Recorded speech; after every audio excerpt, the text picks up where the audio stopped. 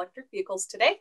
I work for Tacoma Power in the Energy Research and Development Group, and I also have my master's in environmental studies from Evergreen, the Evergreen State College. I like to say the hippie school, so I just like to bring that up because this is really carbon reduction, and electrification is a huge passion of mine for that reason, and I'm just so happy to be able to do that here in the city and with the utility to kind of help move that forward and help us reach our climate goals and help us electrify. One thing I wanted to mention, Kyla, is that feel free to interrupt me. It's difficult for me. If some of you aren't aware of, if you've never done this on this side, on the presenter side before, I can't really see the questions or comments as they come up. So Kyla, if you could keep an eye on those and feel free to interrupt me, because I like this to be more of a discussion, like I say, an electric vehicle discussion, because when it's in person, I like it to be more of a back and forth anyway. So anyway, so that's where, that's my background and what we're going to be talking about today. Great, thanks, Sarah. So I just closed that first poll. Thanks for everyone who answered, so we know how we're getting to you. I have one more poll I just want to ask really quickly before we get into the workshop.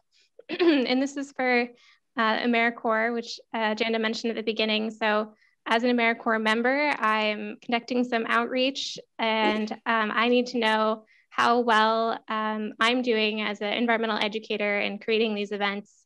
So I have a quick question for everyone. 2 questions, and it's how much do you feel like you already know?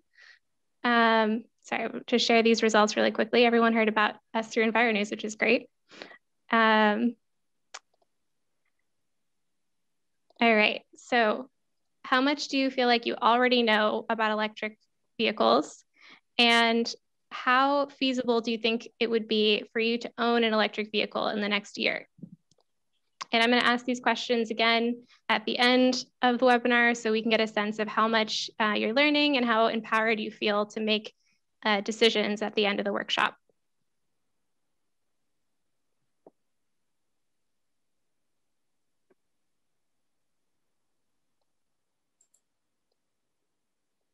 I also threw a link for the Earth Month events calendar into the chat. So if you enjoyed this workshop and you want to learn more about other Earth Month activities that are going on right now, we've got a ton of upcoming workshops, and you can find links to all the registration pages for those events on the Earth Month calendar. There's also some other resources there. We've got a fun Earth Month game going on through Goose Chase. So you can take part in the Tacoma Earth Month Challenge and compete against your friends to see who can earn the most Tacoma sustainability points. And all that information is on the Earth Month page. I might have to check that out. That sounds fun. Quick question. Go ahead. Is this poll that I have up rolled into the poll you just had? I'm not sure if you have it separate or. No, we have another question at the beginning. So I'm going to close this one now and open Sarah's first question. This is so much easier in person when I can just ask you guys these things and it can be a conversation. So thank you for hanging in there and doing this virtually.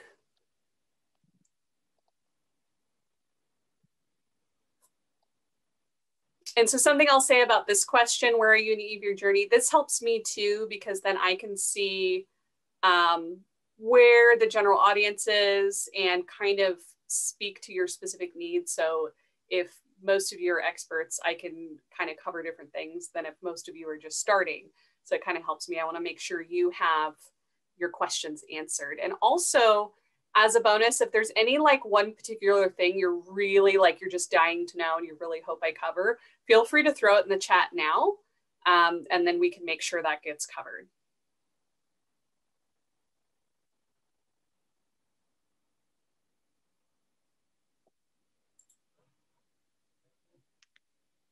All right, the results for your first poll are coming in slowly. We've got about half of the attendees responded so far about their EV journey.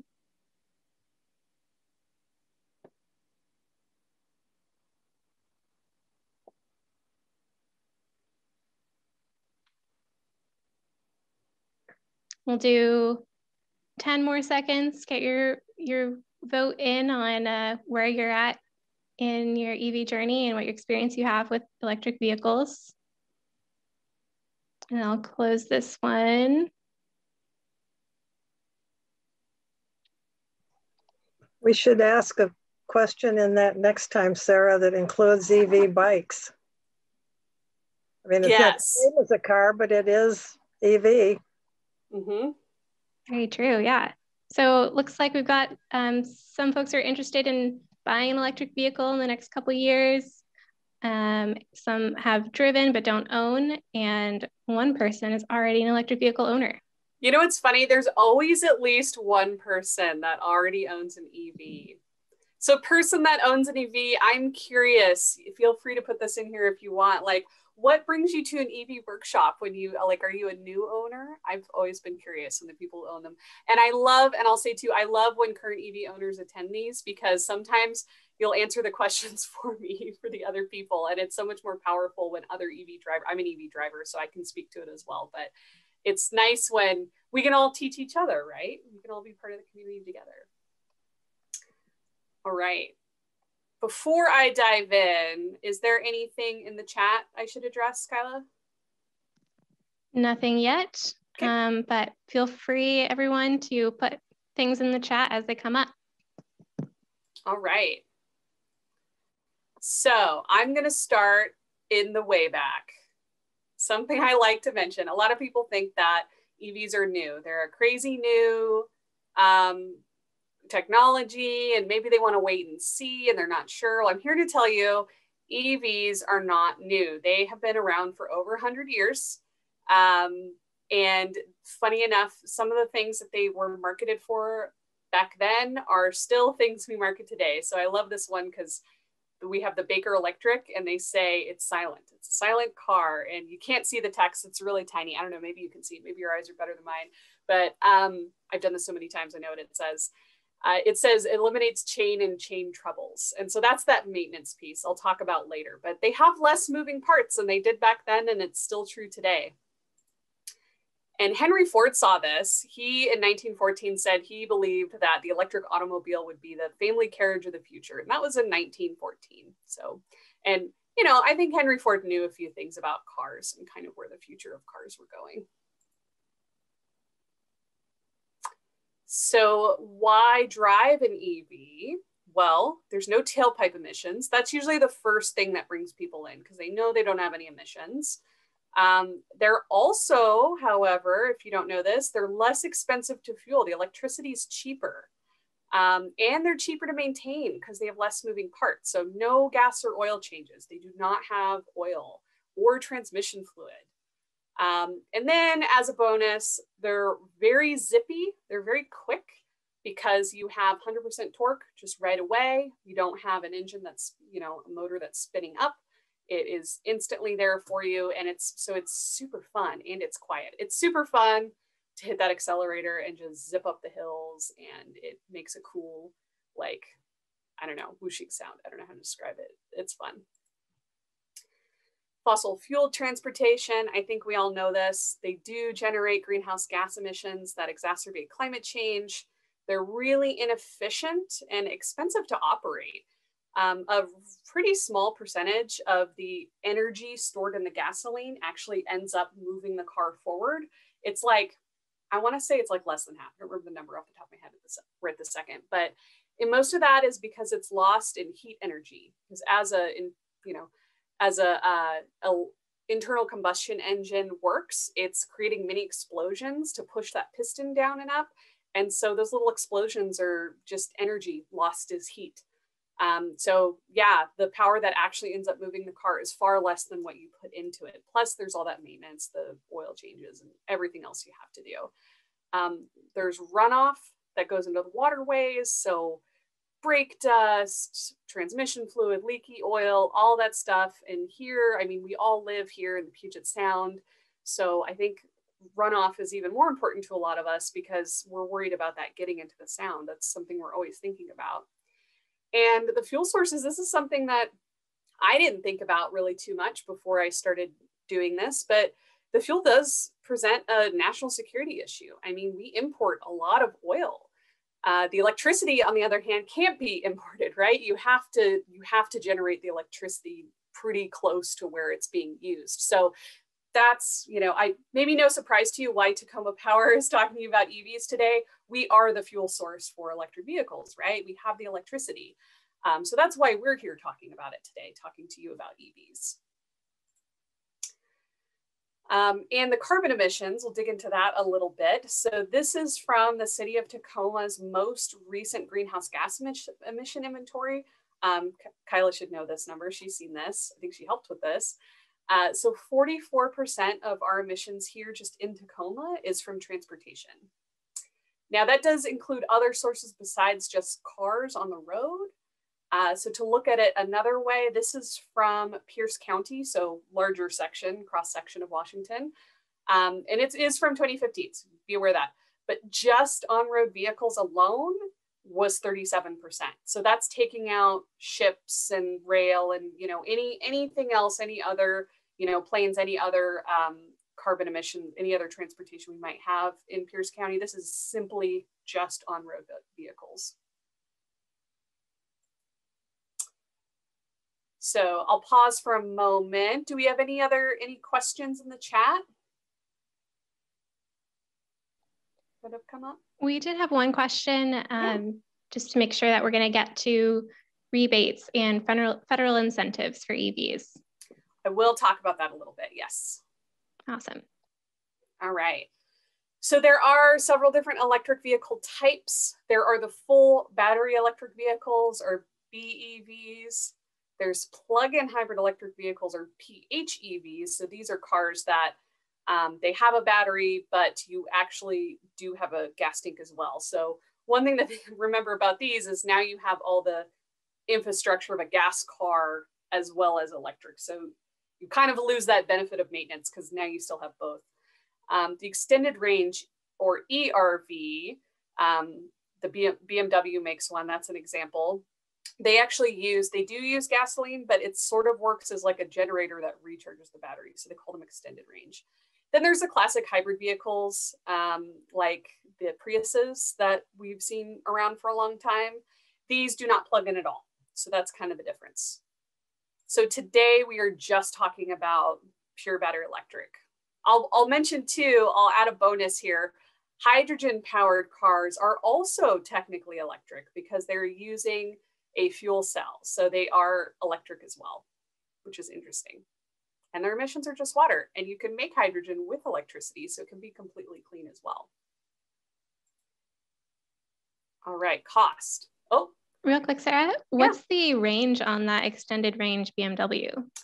Oh gosh, I do not know off the top of my head, and I haven't looked at recent models for that, so I'm not sure. But that's just something to keep in mind. If you go to the BMW website, I'm sure you could find it pretty quick, but I haven't looked at that recently. Thanks. All right, costs. So this will get into I'll get eventually to the tax benefit breaks here. So one thing I hear a lot is, well, I can't afford an Eevee. It's too expensive. I'm here to tell you, you might want to look at that because you might be able to afford it. I actually had an intern a little over a year ago now that drove an Eevee, and you know, we pair interns fairly, but they're not making loads of money. So she found one that fit her budget. It was a little Fiat and it worked for her. And it was, yeah. So there's affordable ones out there. So just as example, here are just 3 examples I looked up a while ago. I tried to find some that are all kind of in the Tacoma-ish area. So we got Tacoma, Lakewood, and Puyallup, so nothing too far, all under $10,000. And, you know, they don't have a bazillion miles on them. I tried to find, like, this is 20,000, this is 14,000, this is 40,000. And it's a little bit older, 2011. So you might want to think about battery replacements for that one. But still, 3 options I didn't have to look too hard for that are all under $10,000. And there is a Washington state sales tax exemption. The great thing about this exemption is it does work for new electric vehicles as well as used electric vehicles. So we have until July right now this year to get the max, the up to $25,000 on the sale price. This is for a new one. And then it goes after July, it will go to 20,000. And then for, there's some details around here for plug-in hybrids and then for used. So I would recommend just going to this website to check that out and just ask questions directly about how that works. And I think Kyla has the links as well. So I think she may have shared that, FYI. Or is about to share it. And then now the federal tax credit, there is also a federal tax credit. This is our website here. So you can also read about it on our website, but then there is a link to the IRS website to kind of find out about it. And then view eligible vehicles. I would highly recommend you view eligible vehicles before you make any decisions, because it does have kind of like a stair step down. So after they sell a certain amount of units, they get a lower exemption and then so on and so forth until it's nothing. So you want to double check that and see where the model you're looking at kind of sits currently.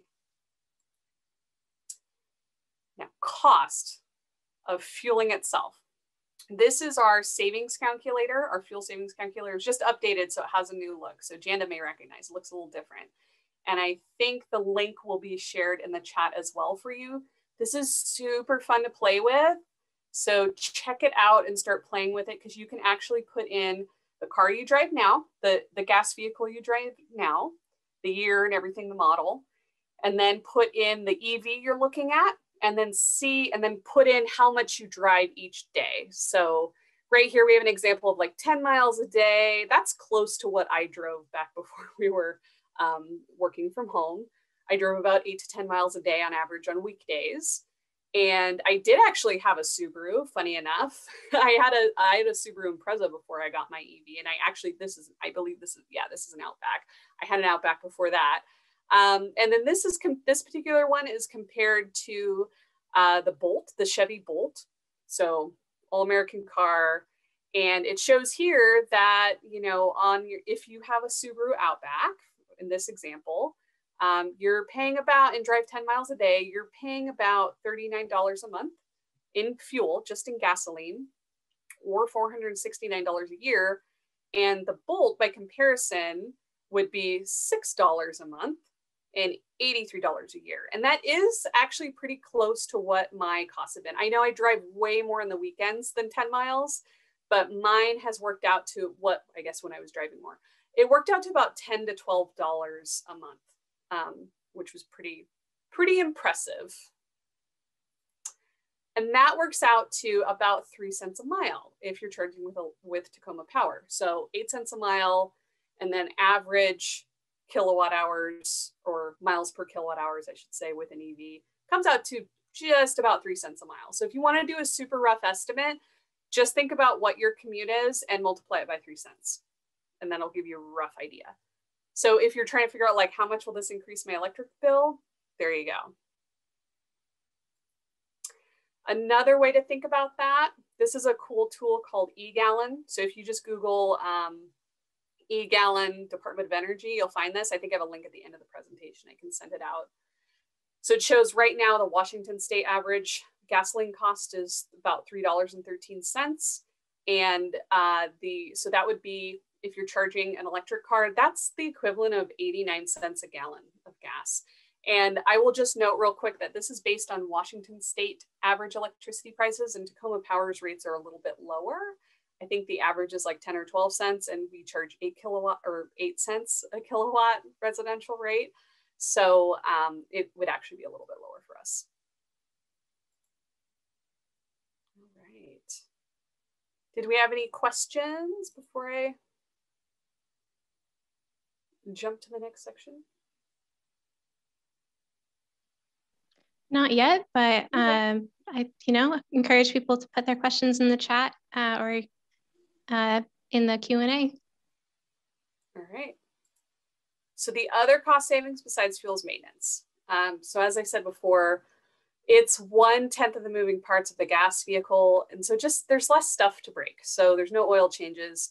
There's no serpentine belt. There's no transmission. I actually had a serpentine belt go out on me once when I was like 20 or 19, had my first car. I was not leasing, but financing, and it like destroyed the car, and I had no money to fix it. I had to like figure out a payment plan. It was rough. It was rough for a 19, 20-year-old to deal with. So, you know, it's just not a part that is in an EV. You don't have to worry about that. No spark plugs, no gas tank, of course, no exhaust, none of that. The only maintenance I have done in my EV since I got it in 2018 is air in the tires and windshield wipers. That's all I had to do. And they do recommend you flush the brake fluid now and then. So just FYI on that. That's about it. So, I may be going to get to this in a minute too, but as we're talking about, you're just, I think, going to mention it now, but talking about additional costs, what's the tax situation like for EVs versus gas tax? Yep, you're so on it. I do have it in this slide. So I'll skip ahead to that part. So yes, this is the only thing that's painful. Once a year, you get hit in your registration fees.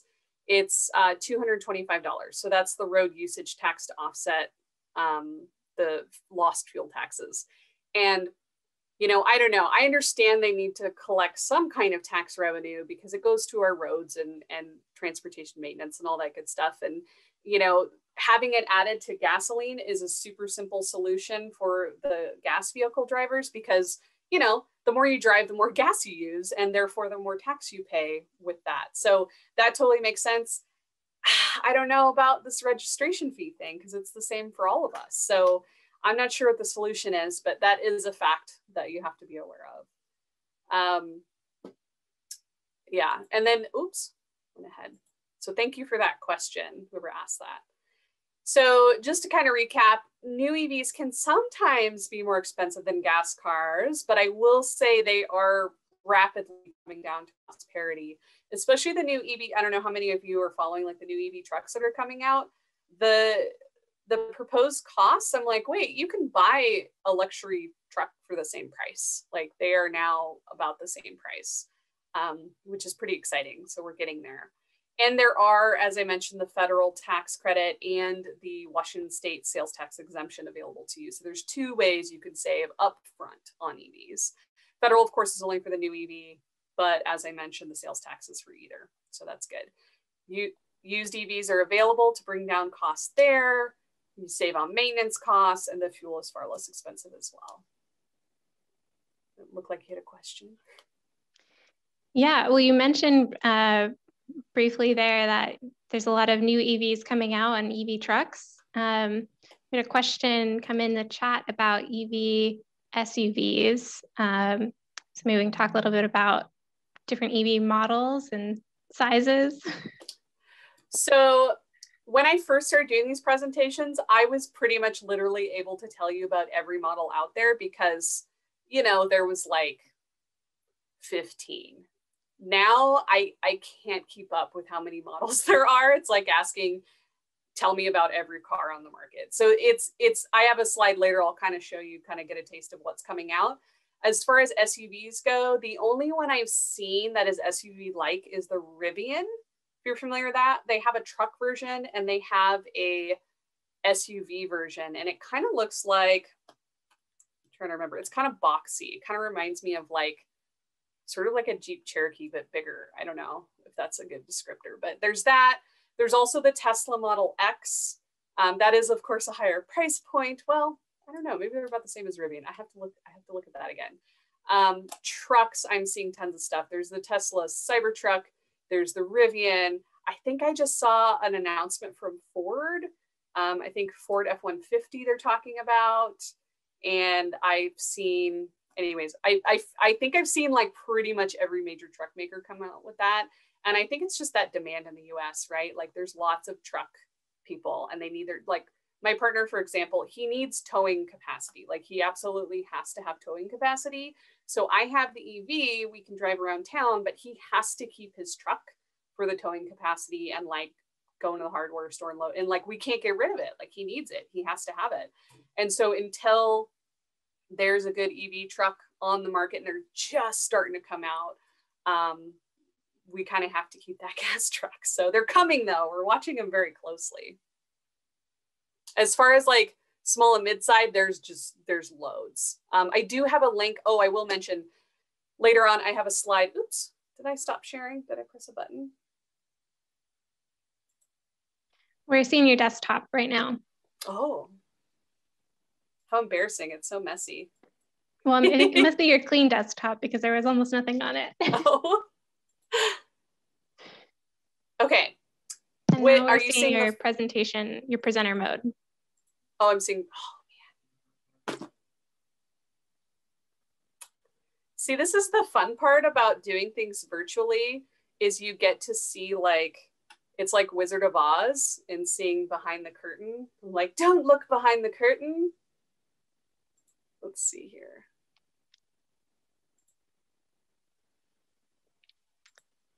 I also just wanted to add, someone mentioned in the chat that if you're driving a hybrid electric vehicle, that you do have to pay that registration fee, as well as when you buy gas, you'll have to pay the gas tax. So I thought that was a good note. I just wanted to make sure everyone heard that. Of course, you'll probably be paying less gas, but it would still be an additional cost. Thank you so much for bringing that up, because that is a really good point. Okay, can you see just my regular presentation now? Yep. Sweet. Okay. Now I get to go back to where it was.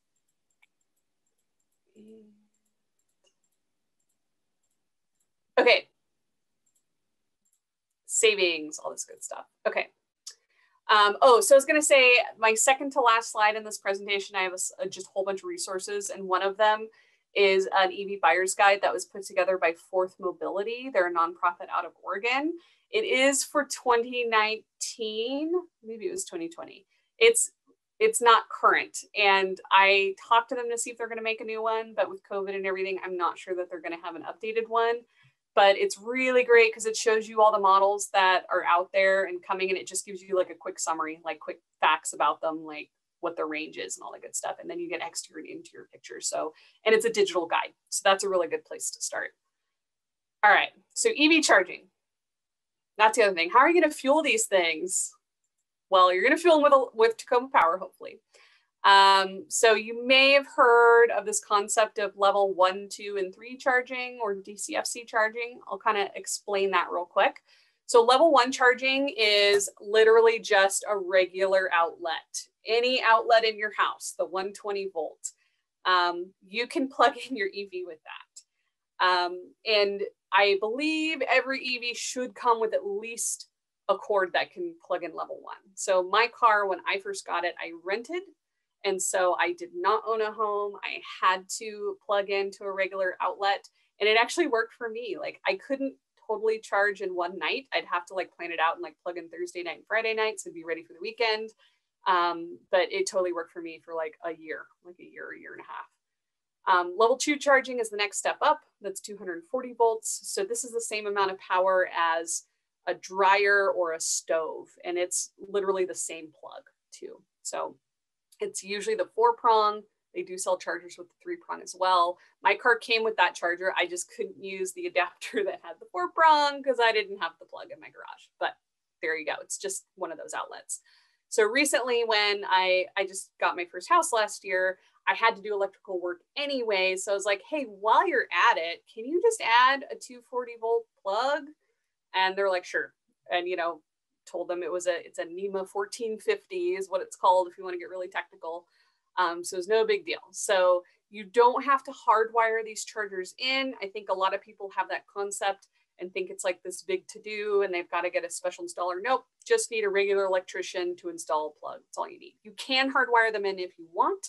This picture has an example of that, so you can see what that looks like without a plug. It's just got a little box and it's got the conduit there. But doesn't have to be, it can just be a plug if you want.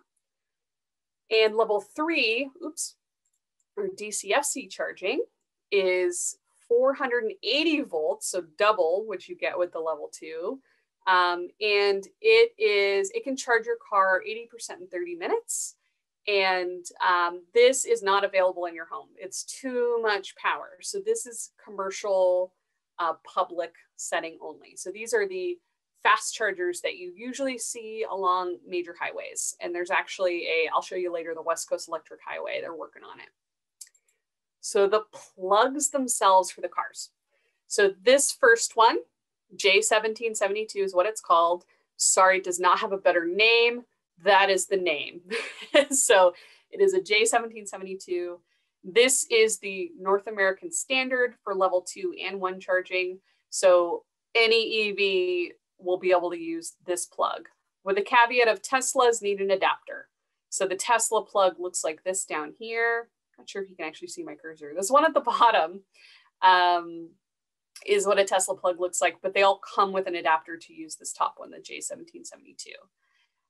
This one titled J1772 double, also known as CCS or combined charging. This will do the fast charging or the level 2 and level 1 charging. So it's all one plug. So the BMW i3 is an example of a car that takes that. They just have the one plug. And then Chatamo, so my car uses this for fast charging. I have a Nissan Leaf. It looks like this. I always say it looks like a robot panda. I know it's silly, but I can't get that image out of my face. And that's what it looks like. So it's a little robot panda face, and this is the fast charger. So you can see Leaf uses that. And then there's Tesla, of course. And only Teslas can use Tesla chargers. And if Tesla wants to use a Chatamo charger, they need an adapter. And that one you have to pay extra for, as I understand. So it's a quick rundown, but I will say, once you get your EV, you don't really have to stress too much. I mean, all of them have this top one, right? This J1772, so you don't have to worry about level 2 charging or level 1. The fast charging, I mean, once you have your EV, you know which plug it uses, and you really only have to stress about that one. And there are lots of charging maps you can use. There's lots of different software, and you can usually sort by the kind of plug you're looking for, which is great. Do you have a question? This is an awesome map. I love this. We had a question come in about do you know if there's any effort to standardize the plugs?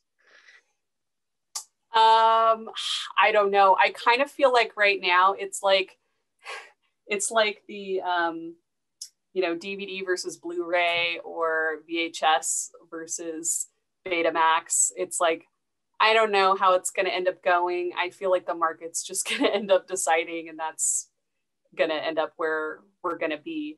I've seen some like legislative efforts or heard of legislative efforts. I feel like the challenge is that like you also have to know how the business works and like what is technically possible. So it's kind of tough to mandate something like that without having all the charging companies in to like agree on it. And of course, if you're a Chatamo maker, you're not going to agree to let everything go to CCS. So I don't know. I kind of feel like the market's just going to have to decide. But at least there is the North American standard of the J1772. So we got that. And that's the level 2 charging. Yeah, that's good. It reminds me a little bit of like cell phones where, you know, you have to have an iPhone charger or an Android charger, and there's just never going to be any consensus. But yeah, I don't know. And to be honest, like when you're out traveling, a lot of the chargers have both Chatamo and CCS. Not all of them do. Tesla's a whole nother animal, but they've got their own network and thing going. But I've never had trouble finding a charger when I needed it. So it's like, if you're going on a long trip, you want to plan it. And there's lots of different, if you just like search for charging apps, there's different ones. And there's some that'll even let you, I'll just pull this up. This is the West Coast Electric Highway. So what they're working towards is making sure there's charging at least every 50 miles, all the way down the I-5 corridor. And I don't have the full image here. This is just Washington, but they want it, I think they've achieved every 50 miles all the way down to, you know, Southern California, like all the way down to Mexico. So from Canada to Mexico. And now they're working on going east, and they're working on filling in the gaps and putting in more charging. So there are apps where you can plan your route. And there's even some where you can like type in a destination and it'll tell you, you need to stop here to charge. And the cars do it too. Like my car will tell me, and it's kind of funny. Like I almost have enough range to make it to Portland in one shot, but not quite. And so if I just put in a Portland address, it'll have this little voice that goes, "You might not make it." And it makes me laugh every time. And so I just stop halfway between Portland and here whenever I drive down there. All right. Did we have a question pop up? I think I saw something pop up. Yeah. Have you ever run out of power on a trip? There was one time I got close, and it was mostly because I stopped. It was like late at night on my way back from Portland. And I don't think I stayed long enough at a charger. I was like, I'm ready to go. Like, I stayed there for the fast charge, and it gets you about to 80%. And then it'll slow down and do like kind of a trickle charge or a level 2 charge until you're full. And I was like, I got enough. I'm just going to go. Like, it was at a Wendy's. It's like, I don't want to stay at Wendy's anymore. I'm ready to go. So I was like, I got enough. But I didn't really take into account that it was winter.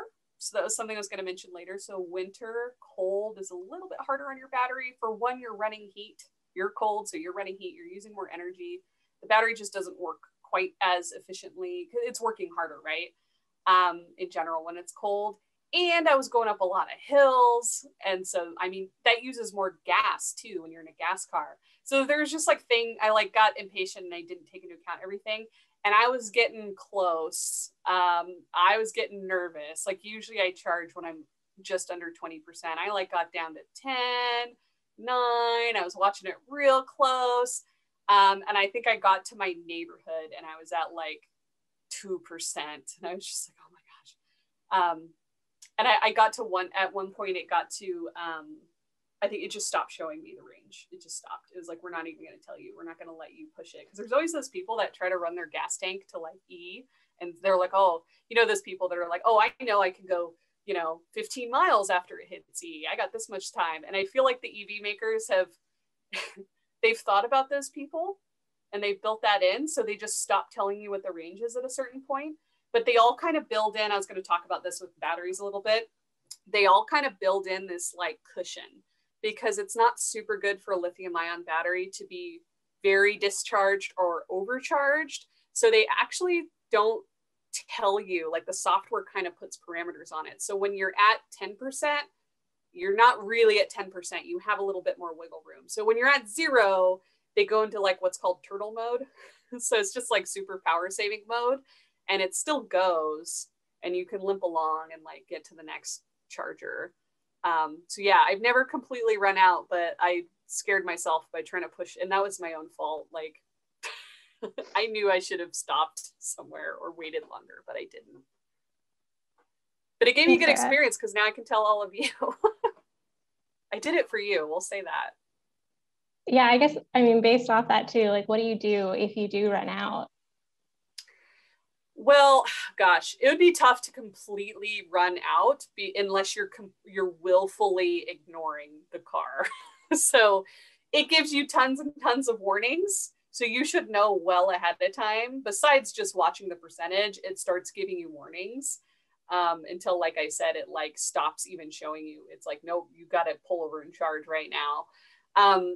If you do completely run out, I have heard, I've never tested this, but I've heard that AAA has a recharging offer. So I cannot confirm that, but I've heard that. But I've never had to use it. I mean, worst case scenario, you could tow it, I guess, or something like that. I mean, same, I don't know. That would be like the absolute worst case scenario.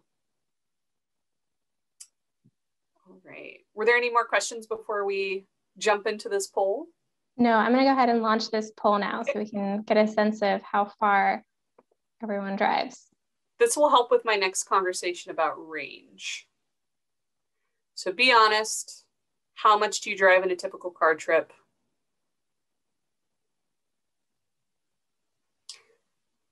And something I will note, this is an interesting phenomenon. And we've seen this now in our own EV charging study, and we've seen this in other surveys. People, we have found, overestimate how much they drive.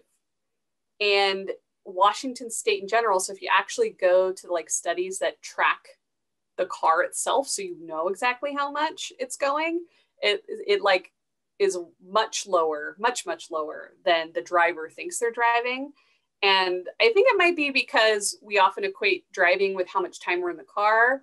And if you're stuck in traffic a lot, it feels like you're driving a lot more than you're actually going. Like, I think we all know about, you know, driving to Seattle. It doesn't seem like it's that far mileage wise, but boy, if you go up the wrong time, it could be, it can be a long trip.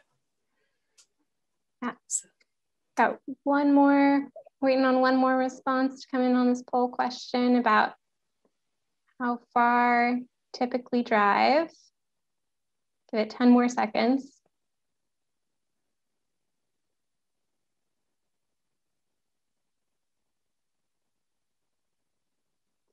All right, I'm gonna go ahead and end that and share the results.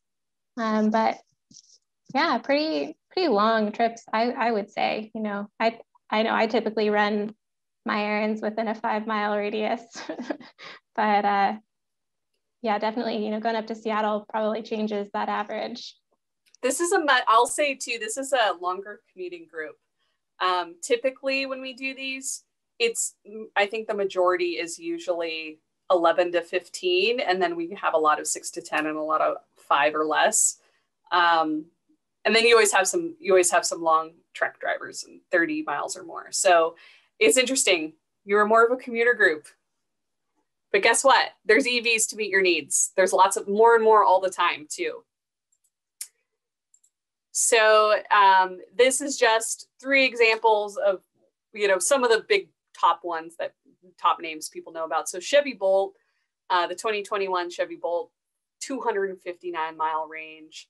The Nissan Leaf Plus is now 226 miles, and the Tesla Model 3 is now up to 353 miles. So that's like both the Nissan and the Tesla, that's like a larger battery you have to opt in for. So it's not their standard model, but it's up to.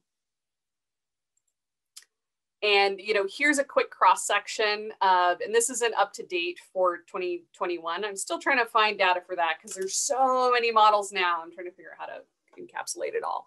But this is just a quick little example. You've got, you know, really shorter range, like the Fiat's, the Smart Eevee. That's like even 50 miles just for those little tiny cars. And you've got the mid-range, the BMW, the Nissan Leaf, the Nissan, the Chevy Bolt. And then you get up to the Teslas. Top Tesla's just up there. They've got over 300 miles plus.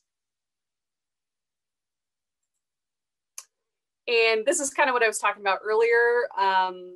This is just an example of upcoming automaker targets. This is a lot of information, so I don't really expect you to absorb it all, but just to kind of show you, this is from this year through 2030. And I think they've had little setbacks with COVID, of course, haven't we all?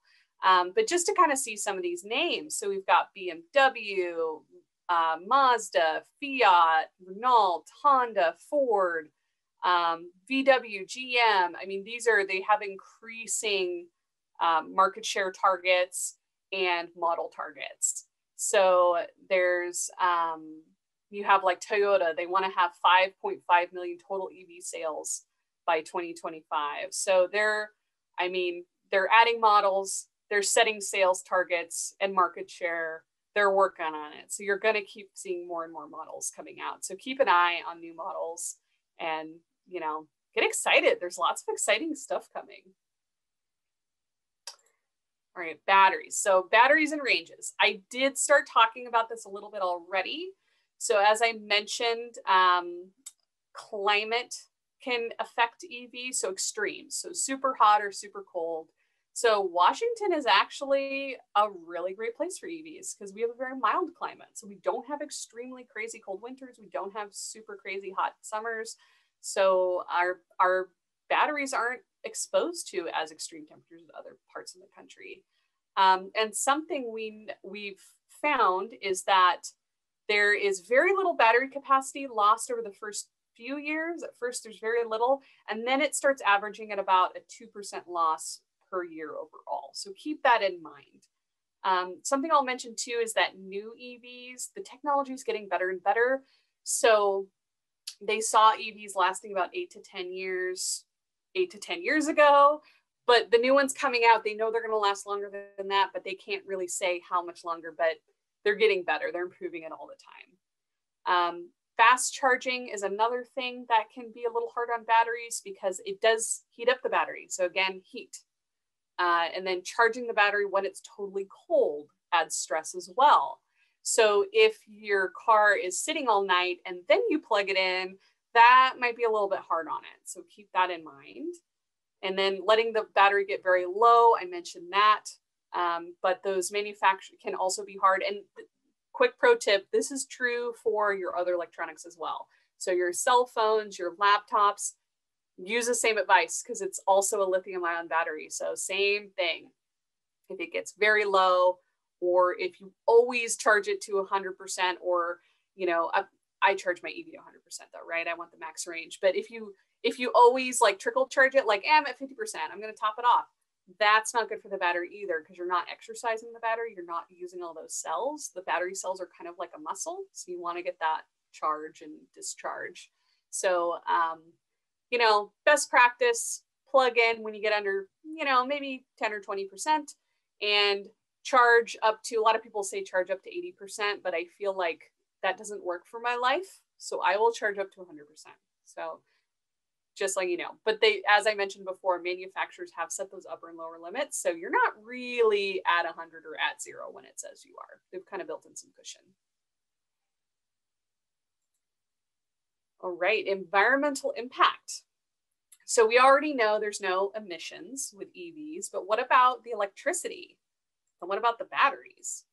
So the great news, our electricity, this is another reason why Tacoma Power talks about EVs. We have really, really clean electricity. We are almost 100% carbon free. We're about 97% right now. We have lots of clean hydropower. We have wind power.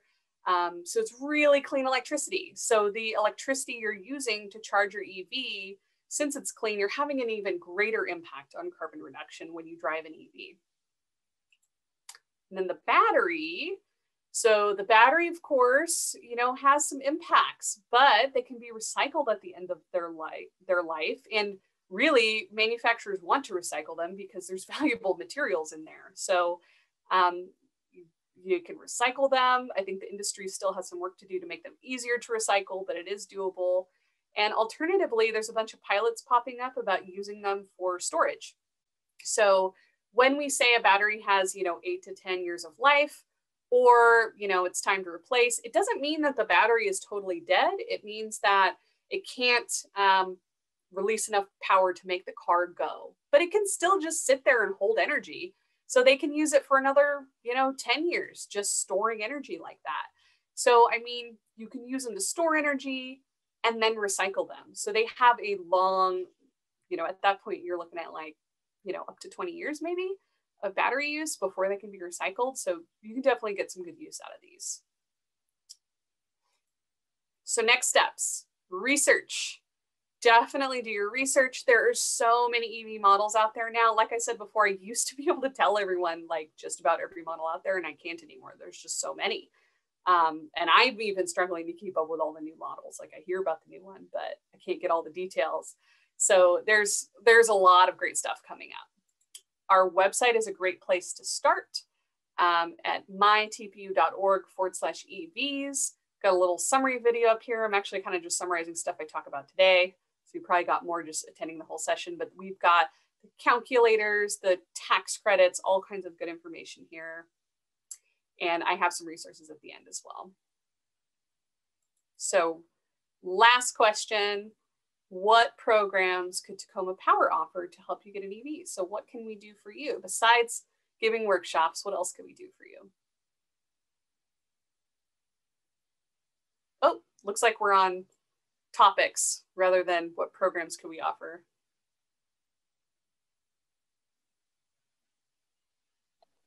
Thanks, Sarah. I knew I would make at least one mistake. All right, here is that question. Which programs could Tacoma Power offer? And if you have any ideas that are not an option, please add them in the chat. Yeah. Help us get creative. I like hearing from people. While you all are doing that, I wanted to mention that I have a school bus back here.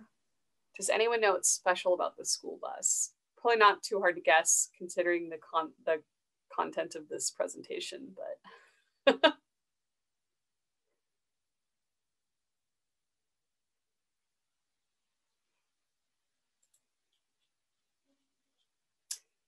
yes, Katrina, it is electric. It is an electric school bus. We worked with the Franklin Pierce School District, and they got an electric school bus, and we helped them kind of understand their charging options and how that all works, how they can optimize their routes, all that good stuff. They're the first school in Washington State to get an electric school bus right here. And the governor actually came down to do ribbon cutting and talk to the students about it. It was really fun about it is when we were presenting it to the students and everything, they had like the marching band out, and the marching band was marching behind the bus. And if any of you have ever been stuck in traffic behind a regular diesel bus, it's not very pleasant. But here was the marching band just marching behind this electric school bus. And not only could you hear the band because it was so quiet, but they were not engulfed in diesel smoke. So it was really cool. It was really awesome. So yes, all electric school bus here. All right. So here are our resources. Oh, do we have the results of that real quick?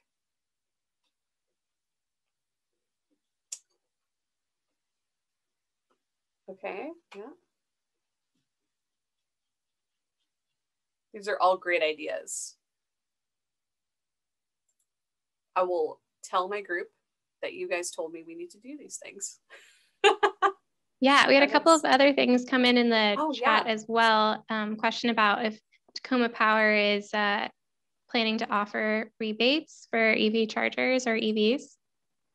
So we are looking right now into EV charging rebates, seeing what we can do. We did do an EV charging study that is wrapping up this year. And that was really to kind of just understand how people charge their EVs. When do you charge? How much electricity do you use? All that good stuff to kind of see if it's, you know, see how that works. And that is in turn going to help us kind of design programs. So yes, the idea is we will have some programs around charging in the future. That's what we're working on. As far as the cars themselves, it does not look like public utilities in this state are legally able to provide rebates for EVs, sadly. But something we've done in the past, maybe we can do it in the future. We coordinated with dealerships to see if they would offer discounts. And then like we promoted it at our Ride and Drive. So that's something to do, is talk to the dealerships and see like when are they offering deals, or you know, what can they offer you? Like definitely just ask, like doesn't hurt to ask them, right? Yeah, but charging we're working on for sure. Thanks, Sarah. I'm going to go ahead and share my last closing questions for the AmeriCorps research. And then additionally, if you have any suggestions for, you know, how's webinar style working for you for workshops, please let us know in the chat how we're doing, if there's something that would make this easier, if there's a better time for you to attend a workshop. Those are all things that we can continue to improve on. And also, I would greatly appreciate it if you can take a couple minutes right at the end here to answer these closing questions so that I can submit some data to AmeriCorps about how much new knowledge you all have gained about electric vehicles. So after attending this workshop, how much do you now feel you know about EVs? And do you feel more like it's more feasible that you could own an EV in the next year? About the same as when you started the presentation? That would be super helpful.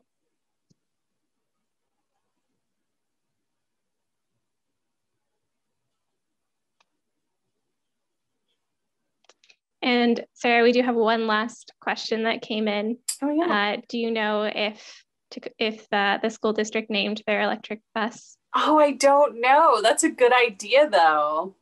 What would you name an electric school bus? Like, Volt Zippy school bus. I don't know. Bussy McBusface, someone said. I love it. I will have to propose that. I think all the students would get on board with that name. Bussy McBusface. It's the magic school bus. Before you close out, Kyla, I want to mention some of the upcoming workshops, if we're through at that point. Yeah, I'm going to go ahead and close this poll now for the AmeriCorps questions. Thanks everyone for your responses. The other thing that we would like to know, and I'm going to do a survey, I think, but if you want to send an email to ehouse@cityoftacoma.org, we can put that address in the chat. We're really trying to find out what works best for everybody for the time and the day. We've tried Tuesday, Wednesday, Thursday afternoons. We're still doing some on Saturdays, but it's probably going to continue to be webinars through a good part of this year. I don't anticipate being able to have people back in the EnviroHouse because the space is so small. So if you could let us know or watch for a survey coming up, we would like to be able to offer these the best time for all of you. And Katrina, if you're still on out there, I'm going to be sending you an email too about TCC students getting credit for some of these and getting good times for you guys. So watch for that. And with that, do you want to introduce what we're doing Thursday, and then I'll go into the other ones after that, Kyla? Yeah, so this Thursday we have another workshop coming up for this is Waste Prevention Week of Tacoma Earth Month. So we have another waste prevention related workshop on Thursday at 4:30 as well, and it's going to be about how to be a conscious consumer. So very similar to the consumer choices you can make about EVs, we're going to be talking more in general about how we can avoid issues like greenwashing and really make sure that the decisions that we're making are good for our communities and good for our planet. And that workshop's going to be with A Drop in the Ocean founder, Christina, and she's going to talk about things like plastic pollution and all those things that we can do to reduce our waste. And yeah, Thursday at 4:30 to 5:30, and there are links on the sustainability Facebook page and on the EnviroHouse workshop page, cityoftacoma.org/workshops. And then after that, on Wednesday, the 21st, Kyla has organized one on sustainable fashion, and you could tell us a little bit about that, and then I'll just do the titles on the last three. Sure. So next week is Sustainable Fashion Week of Earth Month. It's got so many different topics and events coming up, and that's going to be in partnership with the Chaya movement and a couple of our local resale shops. So like Restyle Clothing Company here in Tacoma and Sassafras in Seattle. We're gonna have a conversation about sustainable fashion in sound. So what different companies are doing and how you can reduce the amount of waste your fashion decisions create. So how you can choose sustainable fashion options and donate and recycle your clothes. And that's going to be followed up with on next Saturday, a clothing recycling drive. So you can take your old clothes, but also other textiles, shoes, backpacks, linens, basically anything that is fabric. You can drop them off at the Tacoma Recycling Center next Saturday, or I guess not this Saturday, but the following Saturday, the 24th, from 10 to 2. That's going to be a great event. I'm going to clear out my attic. Yes. And then for the rest of April, on the 28th, which is a Wednesday, We're doing Create a Bird and Pollinator Friendly Garden with Tacoma Audubon. That is on the website. Following that, on that Friday, we'll be doing one with Second Cycle on gearing up for Bike Month, and they'll be talking about biking advantages and trails and how to bike in Tacoma safely, how to fix a flat tire, some good stuff there. And then the last one we've got scheduled for part of this Earth Month is May 1st. And that's going to be an introduction to the Tacoma Tool Library. Even if you've been there before, they've moved to the Tacoma Public Library, so they have a bigger space. And during the pandemic, they have been, at first they were delivering tools. Now they're taking reservations and arranging appointment times where you can come in and pick up. So if you're not familiar with that, there are a lot of tools, a lot of things you can do with the Tacoma Tool Library. So check those out. And then we also have a couple already scheduled for May. So follow us, and thank you for being here.